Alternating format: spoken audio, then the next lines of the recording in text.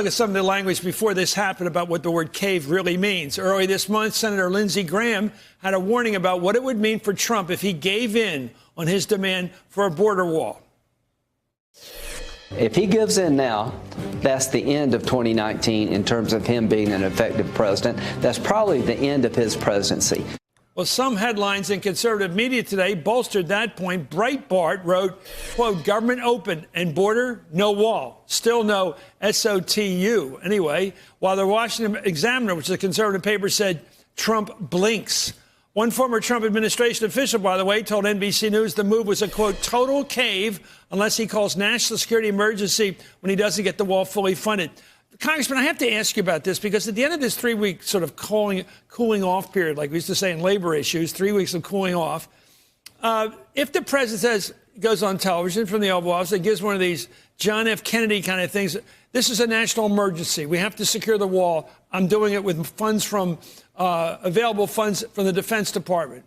What would the Congress do? Look, the emperor at that point won't have any clothes because of the negotiations between Democrats, Republicans, House and Senate, put something on his desk. Then if he tries to go against all his Republican senators, I think what was significant yesterday, if you look at the Senate vote, where 6 Republicans voted with Democrats, in fact, the Democratic alternative had more votes than Republicans, that showed him that he's losing all of the senators. Do you think Mitch McConnell, who has been obdurate in defending Trump, would let his Republican conferees agree to a compromise on border security that didn't include a physical barrier? Mitch McConnell is in trouble, too, because you understand the behind-the-scenes meeting there from his members who are up for election in 2020. They're trying to protect their own, you know what. And the national emergency threat, it may be one that doesn't have much in the way of teeth. The White House looked into this a few weeks ago, seriously considered it, and sort of backed away, in part because they don't feel like they're going to get much support from Republicans on this. They're afraid Republicans on the Hill are not going to be willing to give up that sort of power to the executive branch.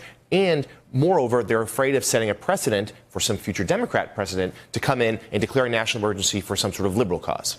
As a reporter, can you identify who gets credit for this deal, tonight's deal? I mean, Mitch McConnell's reemergence is what broke this. And because he engaged in the process, the White House realized they had to move. Because of the fear you mentioned. That's exactly right. And Speaker Pelosi, of course, deserves a ton of credit for holding her ground and claiming what is unquestionably a win for her. Her power has increased. She outmaneuvered the president over this last month. Let's talk on the president. Let's talk theatrics. I know you're a serious politician, but this is theatrics.